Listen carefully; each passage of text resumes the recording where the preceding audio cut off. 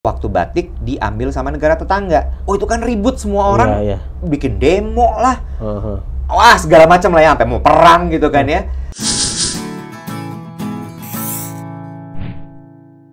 Assalamualaikum warahmatullahi wabarakatuh. Waalaikumsalam. Selamat pagi, siang, sore, malam, kapanpun lu lagi nyimak video ini. Kembali lagi di Ngobrolin Hidup bareng gue Ali. Dan kali ini kita yang bertamu ke tempat tamu kita. Kita ada di Wisma MRA.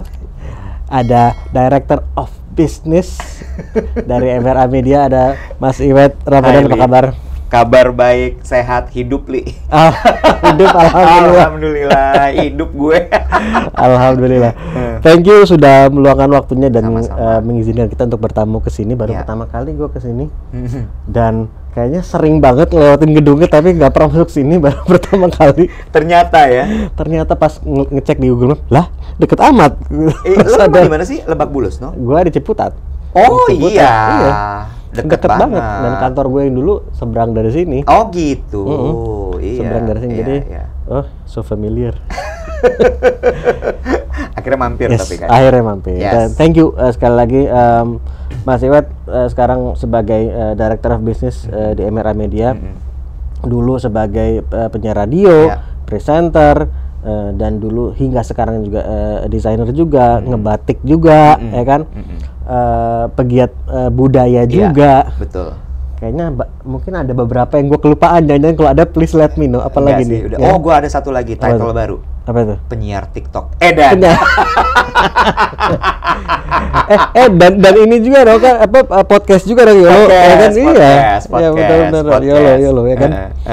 Nah, so sekali lagi thank you. Kita mau ngobrol-ngobrol aja. Mungkin yang paling pertama, kita mungkin lompat-lompat ngalirnya aja. Go ahead. Yang paling pertama dulu, kalau bicara soal karir gitu ya, Mas Iwet kan dulu, kalau gue nggak salah itu kuliah arsitek. Betul. Ya kan? Betul. Arsitek di Pariangan. Kemudian tapi mulai berkarir di radio di OS di Bandung loh ya. Betul. Nah, boleh cerita nggak munculnya minat sama dunia penyiaran dan seterusnya? Oke. Awalnya tuh gue pendengar radio banget. Gue fansnya Prambors. Gue fansnya Prambors ya, di zaman itu siapa sih yang nggak dengerin Prambors kan ya? Gue dengerin Prambors banget.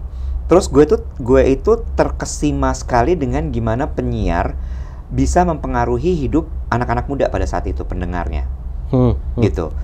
Gue bingung gitu, nih kok orang-orang ini hebat banget ya. Gue nggak tahu mukanya, gue nggak pernah kenal dia, tapi gue sangat merasakan sekali apa yang dia omongin tuh relate ke gue. Gue terhibur, gue bisa nangis, gue kepingin cerita curhat sama dia, dan itu benar-benar membuat gue kayak, kok bisa ya kayak begini, gitu. Terus abis itu simple lah, gue pikir cuman kayak, wah enak banget ya, cuman ngomong-ngomong gitu doang. Pada saat itu mikirnya gitu ya, cuman ngomong-ngomong gitu doang, dia bisa dapat uang, gitu. Plus satu lagi ada satu tuh.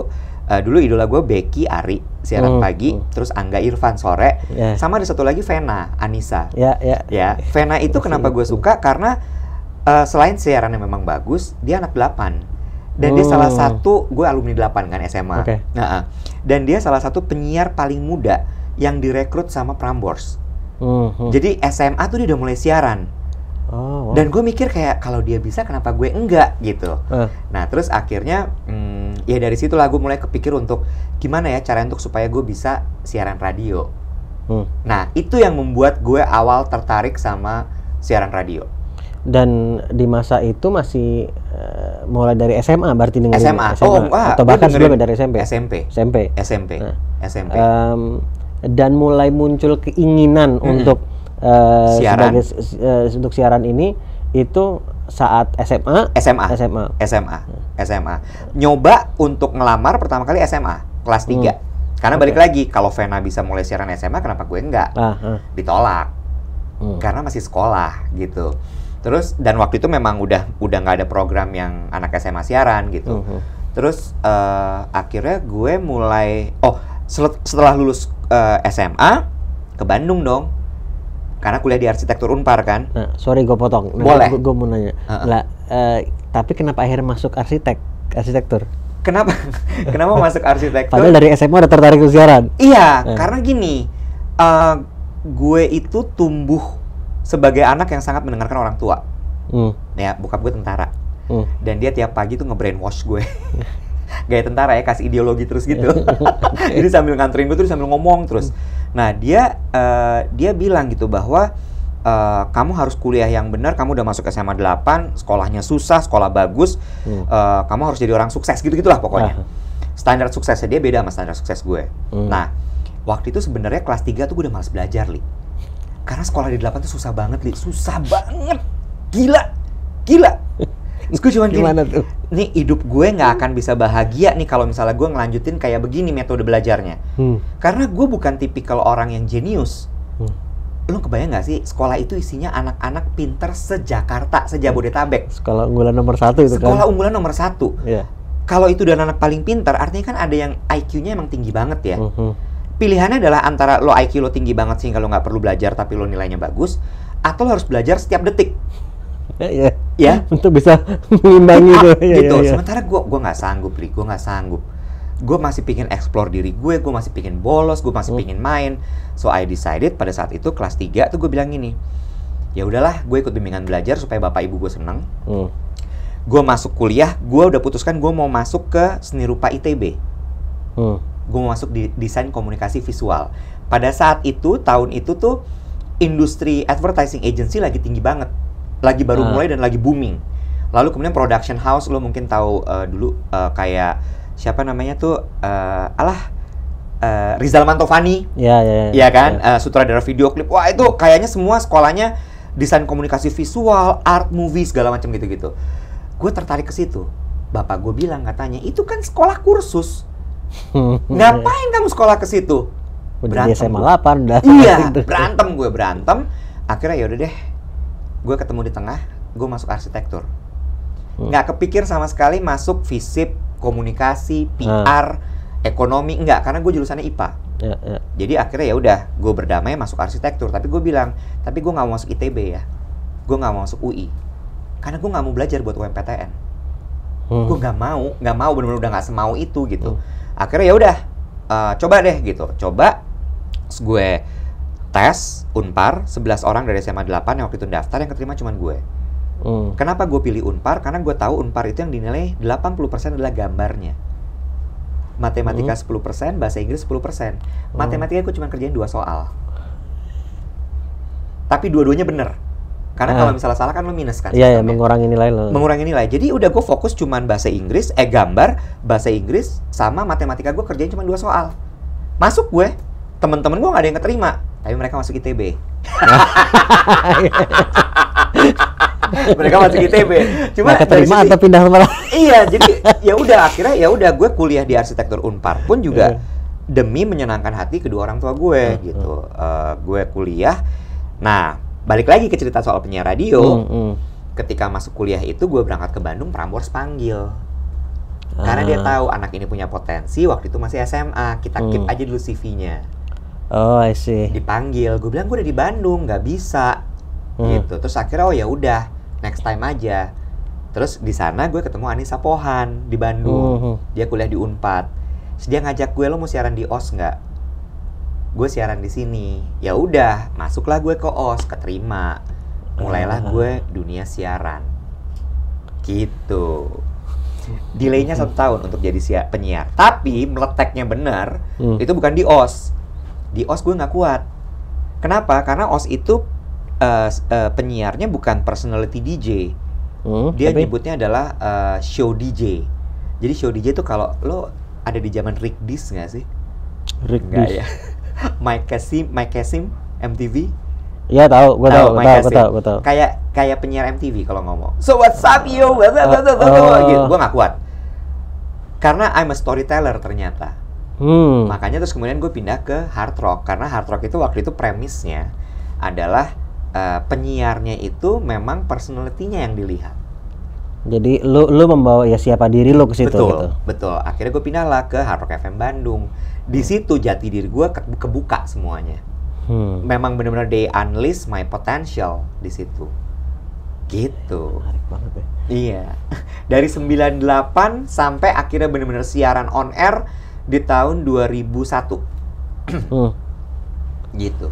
Dan berarti itu kan masih kuliah kan? Kuliah. Masih kuliah. Kuliah.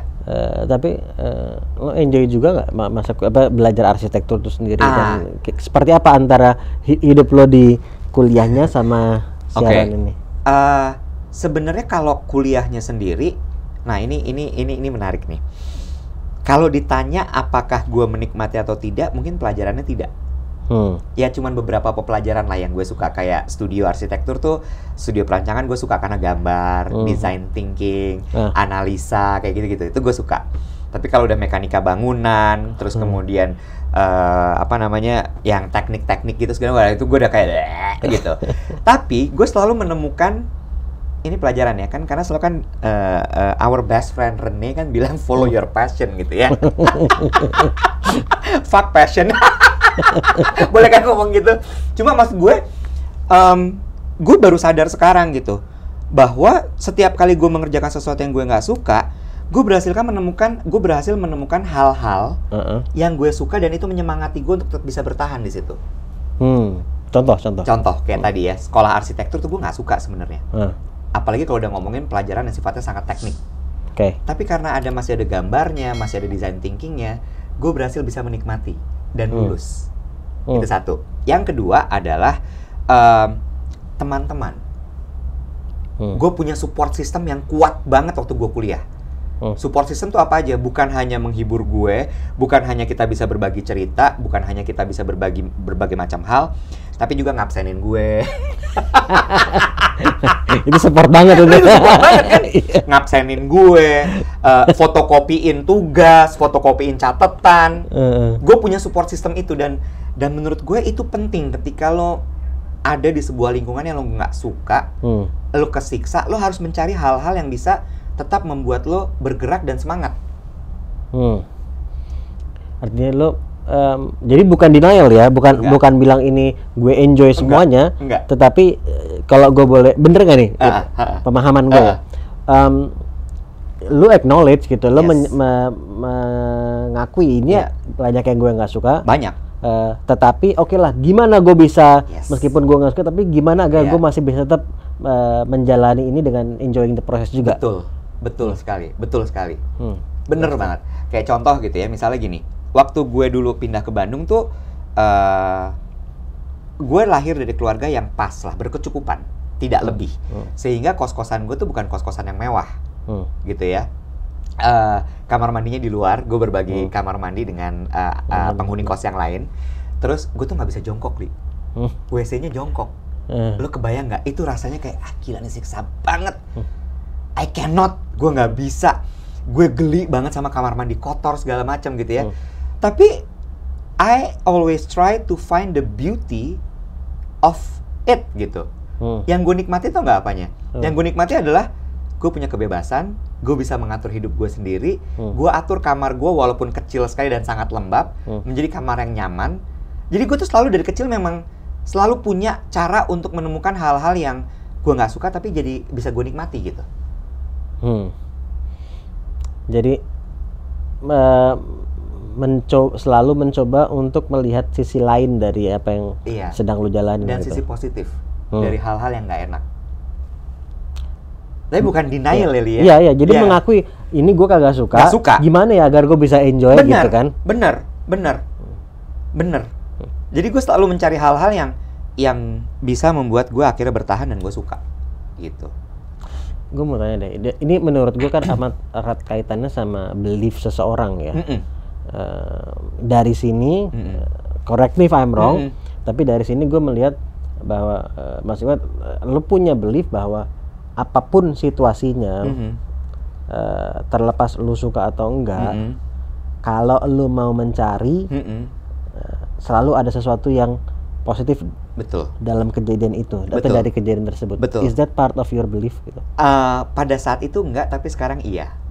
Jadi makin kesini kan, kalau dulu kan waktu masih muda tuh, lo belum mindful ya, lo belum bisa mencerna ini tuh apa, ini apa, sehingga lo bisa membuat sebuah kesimpulan dalam bentuk rangkaian kalimat, gitu ya. Tapi makin kesini gue betul yang lo bilang gitu, bahwa ya ini belief gue, ini tuh value yang gue pegang gitu, bahwa look at the bright side selalu, karena nah ini baru masuk ke umur sekarang nih. Sisi religius gue udah mulai berbicara bahwa Tuhan itu selalu kasih sesuatu yang terbaik buat kita, nggak pernah yang jelek. Itu satu. Yang kedua, Allah itu, Tuhan itu selalu mencukupkan hidup kita. Lo nggak usah khawatir. Gue tuh baru bener, nggak baru ya, pandemi lah. Akhir-akhir pandemi, pertengahan pandemi gue baru sadar, iya ya, gue selalu dicukupkan. Lo harus tahu, malah pandemi itu saat gaji dipotong, bisnis susah banget, gue malah bisa nabung. Sebelum-sebelumnya nggak bisa. Gue malah bisa nabung, kartu kredit gue bisa ketutup, beres semua. Lo kebayang nggak? Kan logikanya gini, gimana ceritanya? Kan gaji lo dipotong, hidup lagi susah banget, bonus nggak keluar, bener nggak? Tapi kalau malah bisa begitu, terus gue inget flashback lagi, zaman dulu kuliah tuh kan susah banget ya. Uang saku gue tuh kecil banget, Li. Uang saku gue kecil banget, kos udah dibayar setahun, jadi gue nggak perlu bayar kos lagi. Seingat gue tuh cuma 500.000 zaman itu. Dan ada masa-masa pecahan ATM masih 20.000. Itu gue bener ambil sampai sisa 20.000 terakhir itu. Terus gue mesti lihat tuh uang, gue gini, ini uang gue pakai buat apa ya? Karena gue masih bertahan nih, masih ada seminggu sampai ke uang berikutnya dikirimin. Itu uang kalau sampai gue salah pakai, selesai hidup gue. Yang gue lakukan adalah gue beli beras sama gue beli Indomie. Dah gue makannya cuma nasi, gue campur sama Indomie, kuat gue. Bertahan juga. Bertahan. Dan ternyata setelah flashback itu gue kesini, iya ya, gue dicukupin aja tuh. Dan benar, ketika di zaman sekarang, ketika gue lagi kesulitan sekali gitu ya, waktu zaman pandemi terutama, ada yang harus dibayar gitu. Ada yang tiba-tiba endorsan muncul. Terus gue gini, oh iya, dijagain gue. Gitu. Jadi itu yang kemudian gue, apa ya, kalau di agama kita dibilangnya selalu berbaik sangka ya kepada Allah ya, gitu kan ya. Nah itu yang gue pegang sekarang gitu. Jadi ketika gue lagi sulit gitu, panik, ada, namanya manusia ya. Tapi gue cuman diem, gue cuman gini, Allah pasti bantu gue. Udah, habis itu gue zikir aja. Dan bukannya masalahnya hilang, tapi palingnya menghadapinya lebih tenang. Dan right on time, Li. Right on time, selalu. Dan gue benar-benar gue jadiin itu sebagai belief gue, bahwa tenang aja, Wet, nanti ketika emang udah due date-nya, itu pasti ada. Pasti ada jalannya, nggak tahu gimana caranya. Ada aja pasti. Dan terbuktinya begitu. Ya meleset sehari gitu ya. Tapi nggak pernah yang sampai lu tiba-tiba apa gitu, nggak. Cuma ya itu tadi ya, untuk menenangkan, ya namanya manusia ya. Lu tetap ada panik-paniknya gitu. Tapi untuk menenangkan itu ya gue zikirin aja. Gitu. Oke, sekarang gue mau lanjut sedikit lagi di soal tadi nih. Tadi Mas Iwat bilang, ya mungkin menyadarinya baru belakangan ini gitu ya. Tetapi sebetulnya penerapannya sudah dari dulu secara nggak langsung. Betul. Nah, kalau gue tanya begini, ada nggak sesuatu mungkin kalau kita flashback lebih jauh lagi gitu ya? Bukan kita sih, lo gitu flashback gitu ya, lebih jauh lagi gitu. Apa yang membuat sampai punya itu sebagai belief, terlepas sadarnya baru belakangan, tapi kan menerapkannya sudah dari lebih muda gitu kan? Berarti itu mungkin tanpa sadar sudah tertanamkan dari mungkin lebih muda lagi waktu masih kecil bisa jadi. Oke. Gue tuh gini, kalau masalah nilai-nilai religius, faith, belief segala macam, itu nggak pernah disampaikan secara obrolan. Kayak misalnya percaya aja bahwa Allah akan jaga, gitu nggak pernah. Tapi gue selalu melihat contoh. Gue melihat contoh. Jadi orang tua gue tuh memang zikirnya kuat banget. Kakek gue juga. Keluarga gue tuh sangat belief dengan zikir, gitu ya, amalan, kayak gitu-gitulah ya, kayak gitu-gitu. Jadi itu yang gue selalu lihat, tapi mereka nggak pernah cerita itu tuh apa tuh nggak pernah. Dan bukan kayak nyuruh. Nggak pernah. Gue nggak pernah sholat dulu, Li. Dan bapak ibu gue nggak pernah nyuruh. Beneran. Waktu gue SD kelas 1, pilihan 2, mau ngaji atau mau les nyanyi. Gue les nyanyi, Bina Vokalia. Gue nggak les ngaji, gue kabur sampai akhirnya gue kena batunya. Kelas 4 SD, gue nggak bisa baca Quran. Nggak bisa baca Quran, Li. Nggak bisa. Sampai sekarang juga gue masih gagap. Ya. Nilai gue merah. SD, SMP kan gue ambisius banget dong. Ketampar gue, masa agama merah, bro? Di situ gue baru mulai les ngaji. Jadi kepengen sendiri maksudnya? Kepengen, karena orang tua gue tuh nggak pernah yang kayak, oh ya udah kalau mau les nyanyi ya les nyanyi aja. Gitu aja gitu. Jadi mereka nggak pernah nyuruh masalah agama itu. Tapi gue selalu melihat mereka tuh, oh ya, gue melihat gitu mereka ibadahnya seperti apa segala macam. Nah, titik baliknya adalah patah hati sebenarnya. Kampungnya. Gue patah hati. Jadi gue lupa deh 2013 atau 2013 tuh gue patah hatinya kacau banget. Dan menurut gue itu juga hubungan cinta gue yang gila, roller coaster, dan gue mengambil banyak resiko segala macam lah gitu. Resikonya gila banget itu, dan nggak bener ya. Gue patah hati, terus gue saking bingung tuh gue mau ngapain nih sekarang nih, gimana nih gitu. Ternyata pelariannya ke agama. Gue baru di situ nanya sama bokap nyokap gue, nggak kuat nih, ini begini. Terus bokap baru mulai ngasih tahu, baca surat ini. Baru di umur itu 2013 tuh dia baru ngasih tahu.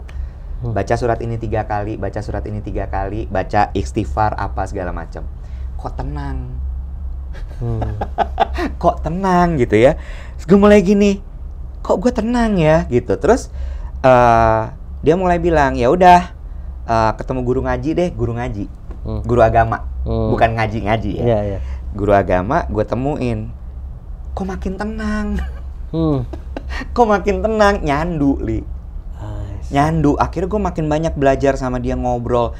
Dan gue senangnya sama guru agama gue ini, dia nggak maksa. Dan gue tuh kan orangnya susah dibilangin ya, Li. Susah banget dibilangin, gue nggak bisa. Gue harus my way or no way. Dia tuh tahu banget cara ngeklik gue, ngulik gue tuh gimana. Dikasih logika semua. Semuanya logika, nggak ada yang dia ngomong Quran ayat segini nggak ada sama sekali. Logika, tapi gue tahu logika itu semua dari Quran. Terus gue gini, boleh ada nggak yang teringat satu yang paling memorable gitu? Gini, kenapa lo harus menyembah Allah? Ya, kenapa kita harus paham bahwa semua yang kita inginkan itu yang memberikan approval yang akan ngasih hanya Allah, bukan orang, bukan siapapun. Dan kenapa kita harus mendekat ke dia? Ini yang lu tanyakan? Enggak, dia cerita, dia lagi cerita gitu ya. Dia ini lagi masuk nih ideologinya. Kenapa lu tuh harus sholat, kenapa lu harus zikir, kenapa lu, itu kan dia ngasih taunya gitu ceritanya. Dan dia tahu bahwa gue pekerja keras. Dia nanya gini, coba kamu kalau misalnya mau naik jabatan, apa yang kamu lakuin? Kerja keras lah, berprestasi. Gue buktiin bahwa gue bisa bikin perusahaan bagus gini gitu segala macam. Ya, kamu deketin nggak bos kamu? Ya iyalah, saya harus baik sama bos saya. Bayangin, kalau kamu mendapatkan dunia, mendapatkan akhirat, siapa yang harus kamu deketin? Allah. Caranya gimana? Ngerti nggak lo? Ya. Itu kan logis banget. Terus gue gini, bener lagi. Iya kan? Ya bener lagi, nggak bisa gue bantah. Lo mau ngomong apa? Kan yang ngasih sehat dia, yang ngasih susah dia. Ya semua yang kita alami di dunia itu yang ngasih dia. Ya udah, lo deketin aja dia, berbaik sangka sama dia. Terus dia tanya lagi, kamu sedekat apa sama dia sampai kamu bisa minta dan pasti dikabulin sama dia? Ya nggak deket lagi gue. Gimana gue mau dikabulin gitu? Akhirnya ya udah, kalau gitu lo kerjain hal-hal yang memang bukan dia perintahkan. Dia nggak ngomong, dia nggak pernah bilang apa yang diperintahkan. Apa yang bisa mendekatkan lo sama dia? Gimana? Lo gini, kan kalau guru agama kita selalu bilang kan, kerjakan perintah Allah, gitu kan? Dan jauhi larangannya. Gue nggak suka. Gue nggak suka digituin, karena menurut gue kayak why? Kenapa? It's my life gitu kan? Kan liberal. Pada saat itu gitu ya. Tapi kalau dia ngomong gitu dibalik, bukan kerjakan semua perintahnya, jauhi larangannya, tapi dia ngomong gitu, ya udah, kamu kerjain apapun untuk mendekatkan diri sama dia. Di situ kan ya perintahnya dikerjain, larangannya juga lo jauhin gitu. Jadi dia nggak pernah ngasih hal-hal yang kayak harus nggak ada. Itu logika satu. Terus abis itu logika dong. Iya kan? Udah, gue cuma pegang itu aja. Gue pegang itu aja, ya udah. Terus gue datang lagi ke dia. Aku lagi susah nih. Aku ngerasa gini berat banget bla bla bla bla bla bla. Terus dia nanya, coba apa aja yang kamu kerjain? Jadi dia bikin kayak checklist review. Checklist review dalam hidup. Gitu ya. Apa yang kurang dari situ? Zikirnya kurang ternyata. Karena menurut dia, zikir itu, menurut guru agama gue itu ya, dia bilang zikir itu adalah pelumas hidup lo. Supaya hidup lo lebih lancar tuh lo zikir aja terus gitu. Dan kemudian? Lancar. Tenang, karena lo tenang gitu. Terus waktu itu juga gue mulai belajar soal yoga. Dan gue senang gitu mengkombinasikan berbagai ilmu-ilmu ini gitu ya, pemahaman-pemahaman lah. Di yoga tuh, dan gue suka filosofi. Di yoga diajarin kan, gue pengen banget bisa headstand. Jungkir balik, waktu itu zaman itu kan Instagram, foto kalau yoga tuh kayak lo keren gitu kan ya. Terus gue nyobain kok nggak bisa. Terus si guru yoga gue bilang gini, you know what? In yoga, you have to go down to go up. Merunduk dulu bro, jangan jedar-jedor tembak sana sini, nggak gitu. Lo merunduk dulu untuk lo bisa naik ke atas. Lo tenangin, lo entengin dulu, baru kaki lo akan bisa naik dan lo bisa berdiri. Sama konsentrasi, fokus, meditasi segala macam itu kan ada satu set di situ ya, nafasnya diatur segala macam. Turn out, zikir itu meditasi lo. Bener nggak? Kan lo fokus, kalau di agama Buddha mungkin chanting ya. Lo sambil biji itunya bulir tasbih. Lo gini, itu kan sambil lo nafas, lo konsentrasi menyebut nama Allah atau apapun itu gitu kan. It's zikir. Ya udah, itu yang gue pegang. Sekarang gue tiap pagi gue takut menghadapi hari tanpa itu. Jadi pagi itu selalu gue pakai buat selain subuh, gue ngadu. Gue curhat cuma 2, satu journaling, satu lagi adalah gue subuh. Abis subuh tuh udah gue zikir dulu, abis zikir baru gue cerita semua ini gimana ya, ini kok susah banget ya.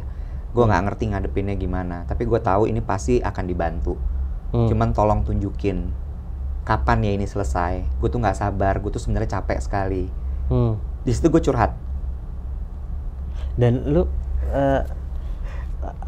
rasa seperti apakah terkadang kayak merasa mungkin jawaban dalam bentuk apa yang perlu gue lakukan, atau jawaban dalam bentuk terus lu merasa lebih tenang atau apa?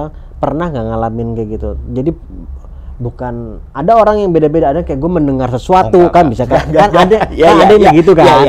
Tapi kadang ada just ya lu tahu aja kayak lu menemukan sesuatu gitu. Jawabannya adalah setelah itu selalu gue lebih tenang sama gue lebih clear. Nah di situ baru ketemu jawabannya tuh. Ketika lo clear itu kan, terus kemudian otak lo bisa berpikir dengan jernih. Dan kadang-kadang tuh kayak pop up aja langsung kerjain ini.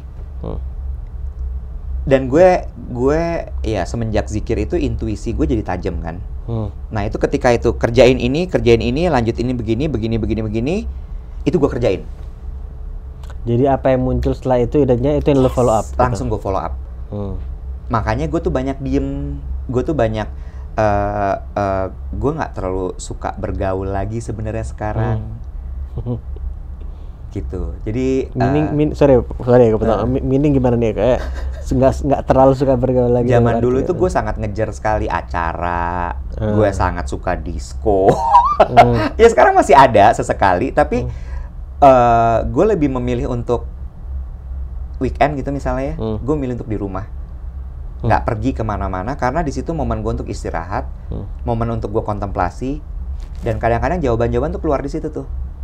Lari pagi, berenang, Pokoknya momen gue sendiri, gue konsentrasi, gue fokus, di situ selalu keluar jawaban-jawaban tuh. Gitu. Gue mau nanya agak melebar lagi sedikit, masih nyambung tapi jadi melebar gitu ya. Pertama gue mau share sedikit, meskipun nih gue sedang mau wawancara lo, tapi gue mau intro sedikit. Gue punya keyakinan begini. Gue sering banget ditanya pertanyaan soal gimana agar saya bisa percaya diri.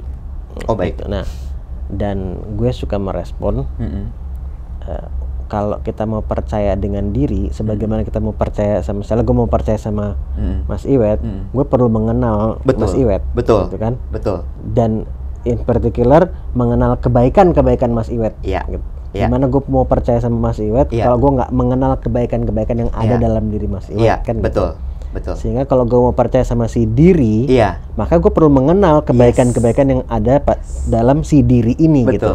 Betul. Nah, namun seringkali kita mungkin belum cukup mengenal atau kurang meluangkan waktu untuk mengenal si diri ini, khususnya kebaikan-kebaikan yang ada dalam si diri ini gitu. Nah, dari apa yang Mas Iwet ceritakan tadi, waktu-waktu sendiri itu kan secara sengaja ataupun tidak itu kan menjadi waktu yang diluangkan untuk ngobrol dan untuk berkontemplasi, refleksi apapun istilahnya lah gitu ya. Jadi lebih mengenal diri sendiri dan hopefully juga kebaikan-kebaikan diri sendiri itu. Nah, betul. Mas Iwet sendiri merasa beda nggak kalau dilihat lagi? Dulu emang gue nggak sebanyak sekarang meluangkan waktu dengan diri gue dibandingkan sekarang gitu. Dan apakah itu menurut Mas Iwet juga part of sesuatu yang membantu atau berdampak terhadap perubahan yang lebih positif gitu? Iya, gini. Dulu buat gue percaya diri adalah gue berani tampil di depan umum. Itu percaya diri. Buat gue dulu ya. Gue berani berdiri di atas panggung yang gede banget dengan ribuan penonton dengan lampu yang sangat terang. Itu percaya diri. Pada saat itu. Ya, percaya diri lagi itu adalah tabrak aja. Nggak usah dipikir gitu ya. Itu percaya diri dulu.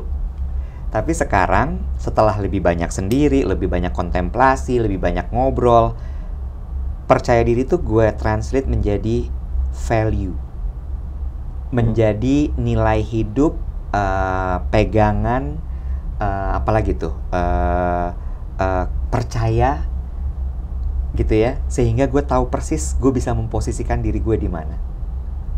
Sehingga gue bisa tahu persis ketika ada orang yang tidak satu value, tidak satu frekuensi dengan gue nggak akan bareng sama dia. Dan gue cukup kuat untuk bilang, it's okay, kita nggak usah dekat, tapi nggak usah kita putus juga hubungannya, tapi kita nggak usah sering ketemu ya. Termasuk keluarga. Kalau gue merasa bahwa di keluarga ini terlalu membuat, bukan, kalau ini tidak sesuai lagi dengan value hidup saya, jangan diperpanjang. Kita beda, and it's okay. Tetap baik, tapi nggak perlu diperpanjang. Daripada kita melakukan sesuatu yang kita tidak suka dan kita harus terpaksa mengerjakan itu. Dan berbeda ini nggak harus baik buruk, beda aja kadang. Beda aja dan jangan dipaksa gitu. Nah, terus kemudian gue setuju dengan yang lo bilang tadi, Li, bahwa bagaimana membentuk percaya diri. Nomor satu kan percaya. Analoginya bener tuh logikanya. Kalau lo mau percaya sama orang, lo harus kenal dulu sama orang itu. Lo lihat track recordnya. Lo lihat apa yang dia sudah kerjakan, berhasil atau tidak. Bagaimana dia di mata orang lain. Bagaimana dia membawakan dirinya. Ketika itu udah match semua, baru lo percaya kan sama dia. Bener ya? Gue setuju. Begitu juga dengan diri kita. Jangan-jangan lo nggak percaya diri karena lo nggak kenal sama diri lo. Coba flashback. Kekuatan lo tuh apa sih? Apa yang lo suka? Apa yang lo nggak suka? Apa yang membuat lo bahagia? Apa yang membuat lo semangat dalam hidup? Apa yang lo rasa bahwa ini power gue, ini kekuatan gue? Enhance di situ.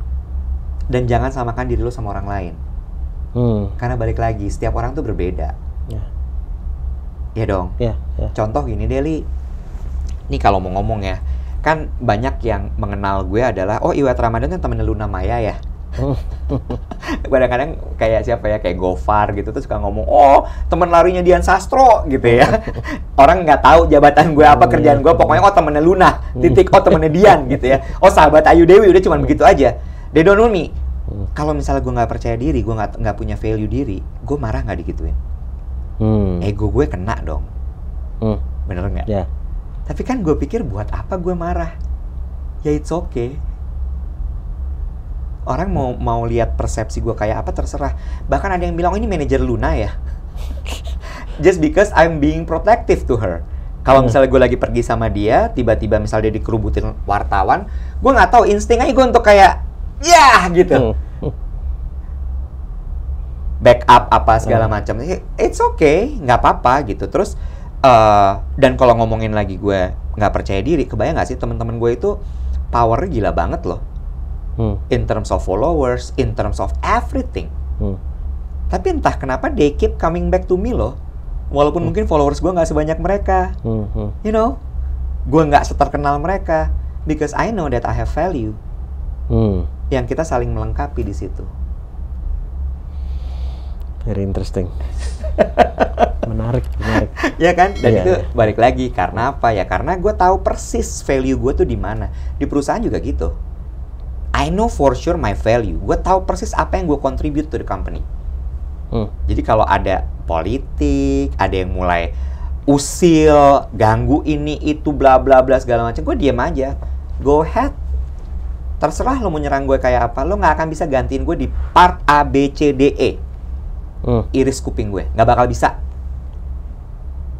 Because I know for sure my value. Nah, cuma sekarang yang gue pelajarin adalah supaya nggak terlalu sombong, Li. Itu bahaya. Itu bahaya. Itu bahaya. Makanya gue tuh selalu, gue lagi belajar lah sekarang untuk kayak, kelebihan nih, rem. Stop dulu, rem. Gitu. Biasanya indikatornya apa? Apa yang lu gunakan sebagai indikator untuk menyadari itu? Kalau gue udah terlalu ngebut. Gue kalau udah terlalu ngebut udah yang gitu ya, dan tim gue udah mulai kayak itu gue tahu, rem dulu, ini nggak kuat nih mereka nih, rem dulu, mereka bukan gue, gitu. Gue mau maju deh sedikit, ini kayaknya bakal tetap nyambung topiknya, tapi mungkin dari sisi journey-nya maju dulu sebentar. Kan selain siaran dan ini kita bicara banyak hal mengenai perspektif dalam menjalani hidup, menghadapi tantangan dan seterusnya. Terus juga jadi presenter juga di TV, ya kan? Dan juga sebagai desainer juga, pegiat budaya juga. Apa yang membawa sampai kalau presenter mungkin dari radio kayaknya cukup banyak ya gue tahu gitu ya. Walaupun nggak semua juga pastinya. Tapi masih ada kaitannya sama siaran juga in a way walaupun konteksnya mediumnya berbeda gitu mah. Tapi berbeda nggak dari sisi hidupnya beda nggak menjadi seorang penyiar radio kemudian presenter TV dari sisi how you live your life? Sebenarnya nggak terlalu banyak berbeda sih. Kalau presenter sama penyiar radio ya, maksudnya itu masih dalam satu kategori yaitu industri entertainment. Basicnya tampil, gitu, masih sama itu semua, gitu. Apakah dengan menjadi presenter TV lebih terkenal? Sebenarnya nggak juga. Ya, apakah menjadi presenter TV lebih kaya? Nggak juga, gitu. Tapi memang dua pekerjaan tadi, penyiar dan presenter TV, itu membuka kesempatan yang sangat luas sekali dalam berbagai macam hal, dan gue harus berterima kasih dan gue bersyukur sekali gue memulai dengan itu. Kenapa? Karena gue tahu apa yang gue punya sekarang itu berawal dari penyiar dan presenter TV. Gue selalu bilang gini, Li, penyiar dan presenter itu bukan membawa gue jadi superstar, enggak. Apakah gue jadi miliarder? Enggak, gitu ya. Tapi gue bisa punya my first own property, mobil, tabungan, itu adalah dari situ, gitu. Cuma yang menurut gue nilainya tidak sangat berharga, tidak ternilai adalah network. Network itu gila, Li. Itu gila. Menurut gue kayak alhamdulillahirabbil alamin, terima kasih ya Allah.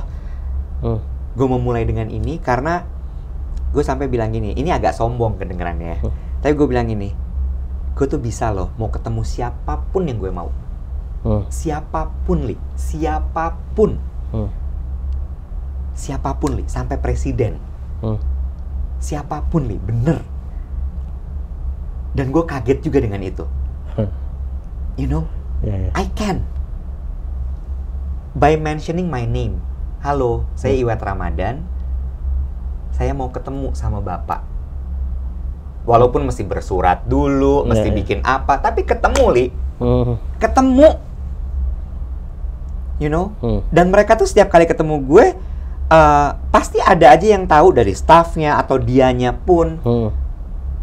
Mas Iwet dulu yang siaran radio kan? And I didn't know bahwa dulu waktu gue siaran tuh se-impactful itu. Karena gue untungnya waktu itu juga siaran di tempat dimana nyebutnya dewasa muda kan ya. Hard Rock FM tuh waktu itu masih Yapis. Kalau zaman sekarang YOLO. Iya kan? Yapis tuh karena mereka pada saat itu masih merintis karir. So they grew up with me. I see. You know, sekarang mereka udah jadi posisinya udah decision maker semuanya. Lo kebayang nggak? How amazing my job is. You understand? Sehingga ketika gue mau ketemu mereka, mereka tahu gue siapa. Ya mungkin yang adik-adik sekarang nggak tahu ya. tapi mereka bener-bener kayak they know for sure. Bahkan sampai ada yang bilang, aku pernah lo nangis dulu waktu siarannya Mas Iwet. You know, gue sampai kayak, oh iya.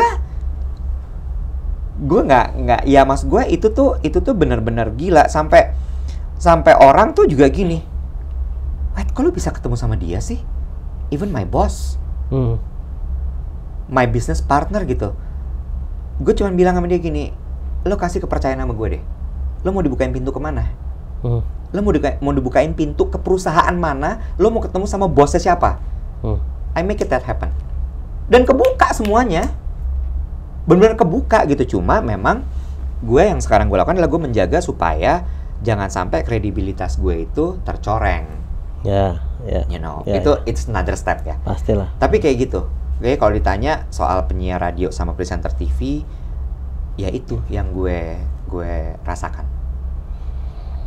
Dan kemudian sebagai desainer juga tadi, ya kan? Desainer batik ya. Dan bukan hanya ngedesain tapi ngebatiknya juga, ngebatiknya juga. Dan juga sebagai pegiat budaya juga, karena punya, kalau yang gue pahami ya, Mas Iwet juga punya kepedulian juga sama pelestarian budaya juga. Gitu. Boleh cerita sedikit nggak mengenai kenapa bisa begitu? Iya, kenapa bisa begitu? Apa yang sampai punya? Gue membedakan begini. Orang bisa tertarik sama kebudayaan, tapi belum tentu peduli. Tertarik itu lebih kepada mengikuti, gitu betul. Kan. Tapi kalau peduli itu ada keinginan untuk berkontribusi juga, gitu. Nah, kalau gue melihatnya, Mas Iwet punya kepedulian bukan hanya ketertarikan. So, apa yang melatar belakangi itu? Oke, ketertarikannya awalnya balik lagi dari keluarga. So I'm very thankful with my family, my big family gitu ya, bukan cuma keluarga dekat. Karena gue memang melihat, gue percaya sekali bahwa seorang anak itu memang harus dikasih lihat hal-hal yang sangat baik sebagai contoh, karena itu akan jadi panduan hidup media gitu. Kayak misalnya gini, gue udah terbiasa dengan kain songket, kain batik. Nenek gue selalu berkebaya, pakai konde, nyanggul. Gue melihat ibu gue bisa nyanggul sendiri. Gue melihat bapak gue tuh punya keris. And how he tell the story about the keris. Terus kemudian, you name it, wayang. Terus kemudian gue kan orang tua, papa Jawa Timur, mama Minang, gitu ya. Jadi gue bener-bener lahir di keluarga yang sangat kaya sekali dengan budaya. Dan keluarga Minangnya itu bukan Minang yang cuma Minang Padang aja, tapi Minangnya tuh yang Minang memang kental sekali budayanya. Kayak turun tanah tuh masih dipegang, pernikahan tuh pakai adat dan sebagainya. Sunting bukan yang cuma pakai begitu, tapi ditusuk satu-satu. Dan gue selalu melihat prosesi ketika kakak sepupu gue menikah, gimana dia kesiksa dengan sunting 9 susun, dan sebagainya. Diceritain soal pembuatan songket, dan sebagainya lah gitu ya. Itu membuat gue tertarik. Nah, kemudian masuk ke peduli. gitu ya. Gue juga nggak sadar sih ini. Tapi mungkin ini tuh berangkat dari kuliah arsitektur. Kuliah arsitektur itu kan ada design thinking. Design thinking itu selalu berangkat dari permasalahan. Lu selalu mencari problemnya apa, dengan kreativitas lu cari solusinya. Makanya gue selalu percaya bahwa kreativitas itu adalah sebuah cara untuk mencari solusi. Gitu ya. Nah, waktu itu triggernya adalah waktu batik diambil sama negara tetangga. You remember 2009 kalau nggak salah ya. Oh, itu kan ribut, semua orang bikin demo lah. Wah, segala macam lah ya, sampai mau perang gitu kan ya. Terus gue tuh cuma mikir gini, bentar deh. Ini problemnya sebenarnya apa ya? Instead of gue ikut jumping join the wagon dengan menghujat dan sebagainya, gue coba telaah. Ini problemnya apa?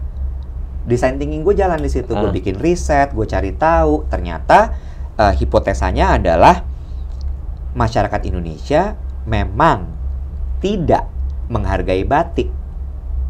Jangan menghargai deh, tidak kenal sama batik. Yang mereka bilang lebih one step. Mereka nggak kenal sama batik. Mereka cuman pakai, mereka cuman tahu oh ya ini kain tradisional, udah. Sementara di balik batik itu banyak banget. Ada manusia, ada filosofi, ada gaya hidup, ada harapan dan sebagainya. That's why UNESCO menjadikan batik sebagai warisan budaya tak benda. So it's not the fabric. Tak benda? Tak benda, bukan kainnya. Enggak.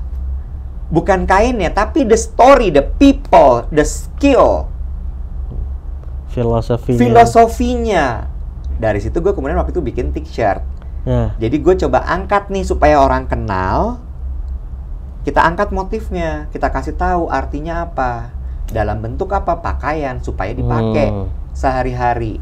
Dan gue ubah wujudnya, instead of kain batik, gue bikin jadi cuman sablonan, segala macam. Lalu bergerak lagi, gue riset. Dan gue tuh nggak pernah mau setengah-setengah kalau ngerjain sesuatu. Jadi gue selalu dalemin. Gue riset lagi, gue pergi ke Pekalongan, gue pergi ke Jogja, gue pergi ke Solo, sampai gue ke Jambi, karena ada batik Jambi. Itu gue menemukan adalah satu hal. Satu, tidak ada yang mengarsipkan arti motif. Tidak ada yang mengarsipkan tuh mulai menulis sampai memfoto segala macam, dokumentasi itu nggak ada.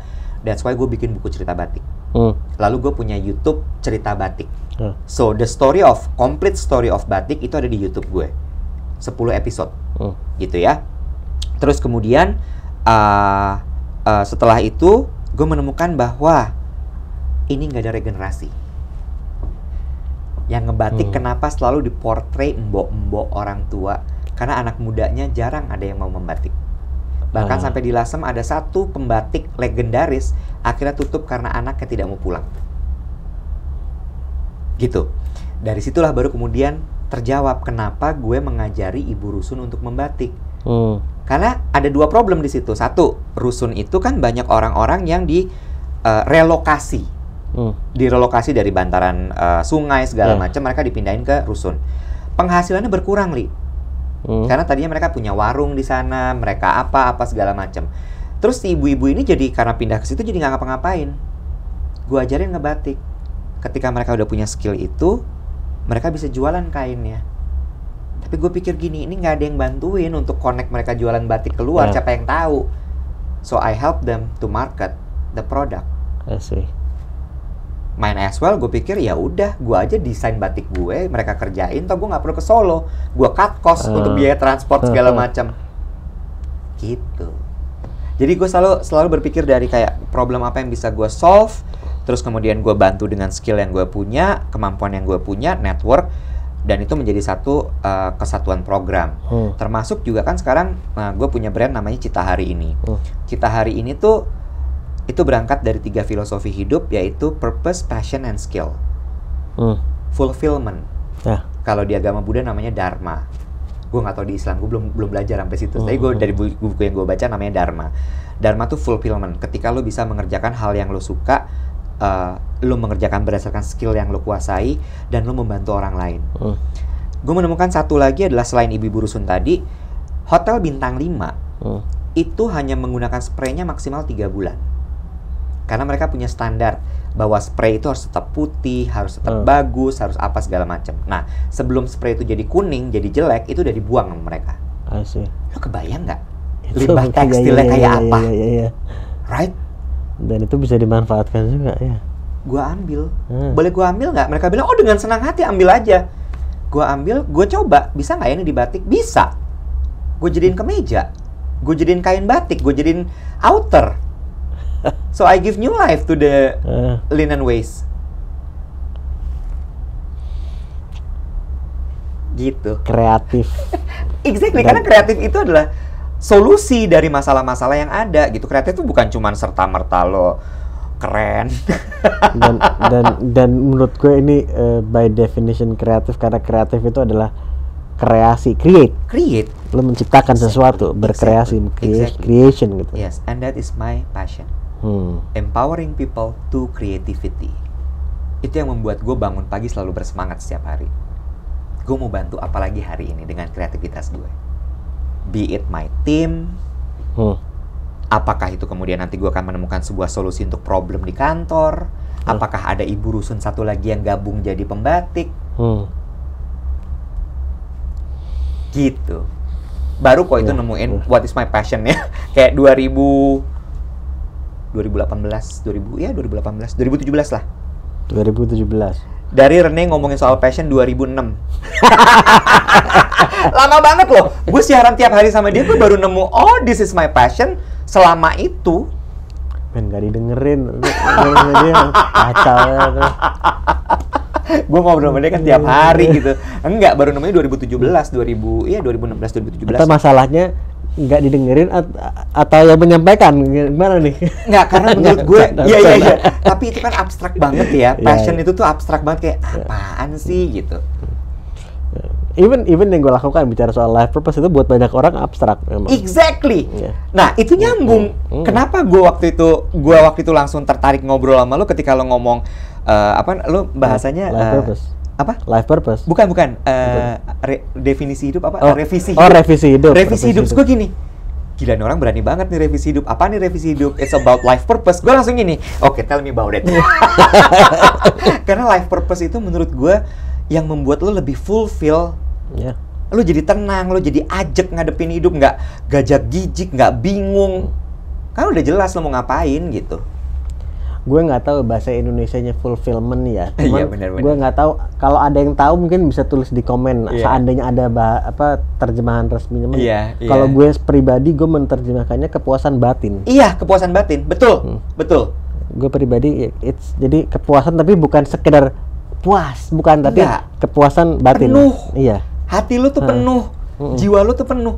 Dan itu yang membuat kemudian gue jadi ngeliat gitu ya sama teman-teman gue yang ada sekarang gitu. Mereka masih craving untuk popularitas, gitu ya. Terus masih craving dengan harta, gitu ya. Terus masih craving dengan power. Itu gue gini, ya gue nggak menyalahkan mereka. Go ahead, kalau mereka memang mau mengejar itu silahkan gitu. Tapi sampai kadang-kadang mereka gini, lu punya ambisi dikit kek? Enggak, gue udah cukup dengan ini gitu. Kalaupun misalnya ada certain position yang pingin gue capai, itu bukan untuk fulfillment gue, tapi untuk melancarkan apa yang menjadi objektif gue. Contoh misalnya gitu ya. Say misalnya I need a certain title untuk membuat gue bisa ketemu sama presiden director multinational company. Gue akan kejar ke situ supaya bisa gue ngegolin bisnis ini gitu. Oke. Jadi ada goal yang jelas spesifik, habis itu kelar udah. Betul. Karena cuman itu yang mau gue kejar gitu, bahwa gue mesti beresin beberapa pekerjaan, beberapa objektif pekerjaan, KPI segala macam. Caranya gimana, kan lo list down dong. Kalau lo mau nyelesain KPI, lo mau nyelesain goal, lo list down. Oh, gue butuh ini satu nih supaya gue bisa dipercaya, di acknowledge, gitu.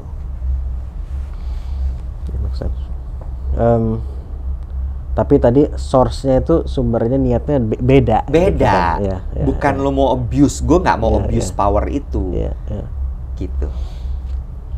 Oke, gue nggak tahu kita udah ngobrol berapa lama by the way, tapi kayak kan bagian penting dari perjalanan hidup Mas Iwet sampai dengan saat ini, salah satunya yang relatively recent gitu ya, adalah ini stroke. Nih yang kelihatan gak sih? Ada 2 loh. Sebelum gua nanya, boleh cerita dulu nggak sedikit? Oke. What happened? Gitu. Ya, gue lupa lagi nama kedokterannya apa, tapi ini adalah pecahnya pembuluh darah di selaput otak. Pecahnya pembuluh darah di selaput otak. Jadi stroke itu ada 2, Li. Gue juga baru tahu nih gara-gara kejadian ini. Stroke itu either tersumbat atau pecah. Pecahnya tapi kan bisa karena tersumbat juga nggak? Atau ya bisa macam-macam. Tapi kalau tersumbat tuh juga bisa menyebabkan lo berhenti berfungsi lah gitu. Belum tentu pecah, belum tapi tentu tersumbat. Pecah, tersumbat. Makanya kan ada kayak ring segala macam gitu ya.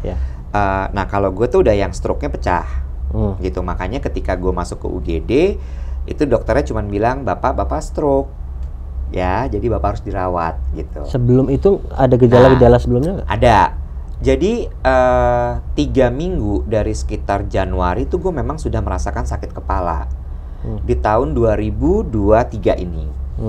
Waktu itu masih peralihan dari COVID hilang dan sebagainya. Jadi gue pikir jangan-jangan gue COVID nih sakit kepalanya. Karena sakit kepalanya kayak sakit kepala COVID, bener-bener kayak dipukul gitu, sakit gitu ya, sakit. Terus cuma gue PCR, gue antigen segala, kok negatif. Kok sakit kepala terus tapi ya, gue stres sekali, gue capek, gue nggak tidur gitu. So I constantly took paracetamol setiap hari, 3 kali sehari. Bahkan di akhir-akhir tuh dosis udah sampai 6 kali. Karena kayak every 2 hours tuh sakit, gue makan. Sampai udah gila banget deh. Terus gue masih inget banget tuh 14 Februari, gue meeting dari pagi. Itu gue cuman ngerasain gini, gue lagi baru nutup notebook, abis nyatet segala macam, gue tutup, terus gue mau geser notebook gue, tangan gue udah mulai lemah, nggak bisa ngegeser buku itu. Gue minta teh manis panas, kopi dulu. Gue pikir gue ngantuk aja, capek, gue mau ngopi. Gue ngopi, nggak baik. Minum Panadol lagi, paracetamol lagi, kok nggak baik, lemes, udah mulai lemes tuh. Teh manis deh, karena gue diajarin ibu gue kalau lemes minum teh manis, anget gitu ya. Minum teh manis anget, gulanya banyakin aja biar energize gitu. Karena kalau pas gue lagi drop gitu kan. Benar. Karena malam itu gue masih ada live untuk YOLO podcast gitu ya, special Valentine. Itu ternyata gue nggak sadar, muka gue udah meleot. Terus gue udah diem aja, gue cuma ketawa-tawa. udah nggak berfungsi basically. Tapi masih tetap masih live dan itu orang udah komentar, Mas Iwet kenapa begitu, Mas Iwet kenapa mukanya gitu, Mas Iwet udah gitu. Gue tetap masih kayak ya gue capek aja udah. Paginya tanggal 15 tuh harusnya gue ke Singapura, ada business trip. Gue ada business trip di Singapura. Terus kemudian gue sarapan dulu sama teman-teman gue, sama Rena sama Dian gitu ya. Gue sarapan, kita catch up lah segala macam gitu. Terus gue cerita, ya gue sakit kepala nih, bla bla bla bla bla bla bla, udah 3 minggu. Temen gue udah mulai panik tuh. Lo periksa deh gini segala macam. Terus masih ngeyel, enggak lah, ntar aja balik dari Singapura deh gitu. Terus mau ke toilet, udah mau pisah-pisahan nih, mau ke toilet. Gue mesti geser ke kiri. Itu gue nggak bisa gerakin kaki. Gue udah kayak, kok cuman begini doang nih. Tapi gue udah nggak punya kekuatan untuk ngangkat kakinya, geser begini tuh nggak bisa. Cannot. Terus gue mau geser tangan gue ini juga ada kayak, kok gini? Akhirnya gue gesernya gini, pakai badan yang kanan. Masih bisa jalan, tapi jalan udah mulai limbing. Gue jalan ke toilet, karena gue mau ke toilet waktu itu. Gue ke toilet, gue pipis, balik tuh cuman gini. I think I need to cancel my trip to Singapore. Mereka mulai panik, kenapa? Something is wrong. Gue langsung WhatsApp tim gue bilang, gue WhatsApp ininya dulu, orang yang gue ajak meeting, gue bilang, I'm so sorry, I don't think I can make it to Singapore, bla bla bla bla bla bla bla bla bla, something happen, lalalala. Terus gue minta tim gue untuk cover, kalau dia bisa berangkat langsung berangkat, karena itu penting, lumayan penting gitu. Udah beres semua di cover, mereka bisa pergi, gue ke rumah sakit. Teman-teman gue udah mulai gini, lo mau dicariin dokter nggak? Lo mau ini nggak? Nggak. Gue ke rumah sakit aja. Gue ke rumah sakit, udah sampai rumah sakit dibilang lah bahwa ini stroke. Masih ngeyel, bisa pulang nggak? Lo kasih gue obat aja, nanti gue di rumah. Dia bilang nggak bisa, ini harus diobservasi. Mereka udah ngeliat ada sesuatu yang parah. Terus abis itu ya udah deh. Gue cuman gini, oke, gue mesti ngapain nih? Ada insurance nggak? Dibilang gitu. Ada, tapi nggak bawa kartunya. Terus dia bilang, oh ya udah. Akhirnya gue telepon kantor. Tolong dong nomor polis gue, bla bla bla segala macam. Gue mesti masuk rumah sakit. Gue dibilang stroke. Panik di kantor. Terus ya udah, masukin bla bla bla. Gue masuk kamar. Terus jam 1. Tadinya tuh jadwal untuk MRI itu jam 1 pagi. Harusnya. Terus kemudian operasinya harusnya besoknya. Tiba-tiba semua dipercepat. Jam 1 siang saat itu juga itu harus MRI. Itu gue masuk kamar tuh jam 12. Harus langsung MRI. Terus gue masih sempet ngeyel lagi, mau didorong pakai kursi roda. Gue bilang gue nggak mau, gue mau jalan kaki aja. Pak, dokter cuma bilang, Bapak nurut, duduk. udah nggak pakai basa-basi lagi. Terus gue gini, oke. Thanksin. Gue nggak suka diliatin orang pakai kursi roda gitu kan. Udah, terus begitu dibilang bahwa harus jam 1 MRI, gue cuman gini, wah ini parah nih. Ya udah, terus Dian nemenin gue di situ. Dia nemenin gue, terus kakak gue baru datang, abis dia nemenin gue segala macam, kakak gue datang. Ya udah, gue MRI. Terus mereka nanya, siapa yang mau sign? Terus gue bilang ini, ya gue aja. Enggak bisa Pak, ini harus keluarga. Terus gue bilang, why? MRI udah sih, gue tanda tangan. Udah, gue masuk ke MRI. Jam 2:30, jam 2, karena 45 menit MRI-nya, jam 2 dibaca hasilnya. Itu juga geblek tuh. Dokternya masuk, saya mau baca diagnosanya. Mohon yang bukan keluarga boleh keluar. Di situ cuma ada Dian sama kakak gue. Gue bilang gini, no, they all my family. Dan itu no. Ya udah dibacain hasilnya. Itu Dian gini, this is awkward man. Jadi udah ketahuan bahwa ada pecah pembuluh darah. Jadi kan otak dilapisin sama selaput. Terus baru ini kan apa namanya tengkorak. Nah yang menghubungkan otak dengan si selaput ini yang pecah. Pembuluh darahnya. Jadi dia menggantungin si selaput ini. Itu pecah dan itu kemudian darahnya menggenangi otak gue sebelah kanan. 100 ml. Gitu ya. Terus udah gitu udah dibacain semua segala macam, dia kasih tahu, dokternya juga very blunt tapi again very logic. Dia bilang, Bapak saya kasih tahu ya, ini udah menggenangi otak sebelah kanan, makanya Bapak sakit kepala karena dia memberikan tekanan kepada otak. Ini udah cukup besar luasannya, dan kalau misalnya darah ini tidak segera dikeluarkan, dia akan menekan batang otak tengah, maka Bapak akan meninggal. Dengan tenang tapi iya, gitu. Gue cuman diem aja gitu di tempat tidur. Oh gitu dok. Terus saran dokter gimana? Iya, kita harus segera tindakan. Terus gue tanya, oke dok, jam berapa tindakannya? Gitu ya. Terus dia bilang, hari ini juga Pak, saya akan segera cek dokter bedahnya. Terus gue tanya, gue cuman gini, oke, gue harus bikin plan. Tetap masih bikin plan. Satu adalah gue lagi banyak project yang harus dikerjakan. Masih sempat kepikir. Oh, jangan sedih, gue masih sempat nge-brief tim gue, Dian sampai bilang ini, Dian Sastrowardoyo. Dian tuh saksi mata yang ada di situ. Dia bilang ini, wah boleh nggak nanti aja? Enggak, ini mesti gue beresin dulu di. Terus kakak gue tuh udah nggak bisa ngomong, udah diem aja dia. Terus apa namanya? Gue begitu dia ngomong gitu, oke ini harus malam ini segala macam. Gue tanya gini, dok, kalau saya operasi, ini berapa lama penyembuhannya? Gitu ya. Terus dia nanya, penyembuhan maksud Bapak gimana? Sampai saya berfungsi dengan normal. Terus dia bilang, berfungsi dengan normal, bisa jalan, bisa apa segala. Kalau semua lancar, itu sekitar 2 minggu. Gitu ya, 2 minggu. Terus kemudian, tapi kita harus lihat. Siapa tahu ada sesuatu yang terjadi sehingga Bapak mungkin harus pakai kursi roda. Dikasih tahu. Terus gue nanya, pertanyaan gue pertama adalah, dok, saya akan nyusahin orang nggak nanti? Dalam artian adalah apakah saya akan lumpuh, saya akan di kursi roda, saya akan vegetatif lah, kan gue takut sekali kalau gue jadi vegetatif, you know what I mean, right?